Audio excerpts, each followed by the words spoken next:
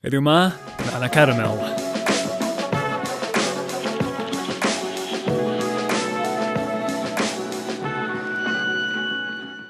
So, dwi wedi gwneud fideo hedden ni a i fynd efo hwnna, dwi'n meddwl bod angen bach o flas, does? So, o'n i'n meddwl, fydra i wneud efo hen bananas a bach o siwgr.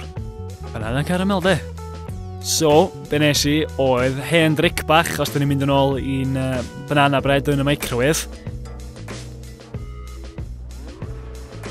Da ni yn mynd i eto microwavio'n bananas dodgy fyma, i ni gael rhyddhau'r dŵr. Cadw'r dŵr na, wrth gwrs. Da ni'n mynd i ddefnyddio hwnna'n hwyrach ymlaen. Rediwsio hwnna lawr i syrup i greu mel bananas mewn ffordd. Mae'r ddau, bananas a mel yn cynnwys lot o fructose a glucose yn lle sucrose. Ond dim hynna da ni'n mynd i wneud heddiw. Heddiw yma da ni yn cael yr cnawd banana na. Dreinio fo off, sychu allan. A gadw fo un ochr am y tro.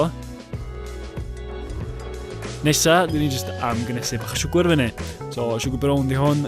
Toddi hwnna fo bach o ddŵr mewn sosban. I'r pwynt lle mae fod i garmaleiddio. Unwaith hwnna di cyrraedd y tymeredd iawn, do. So nes i jyst twall hwnna syth ar y bananas ma wedyn. Masio fo fyny fe gyd. Hefyd nes i ychwanegu bach o walnuts iddo fo. Roed y crunch na ti isio. Banana de.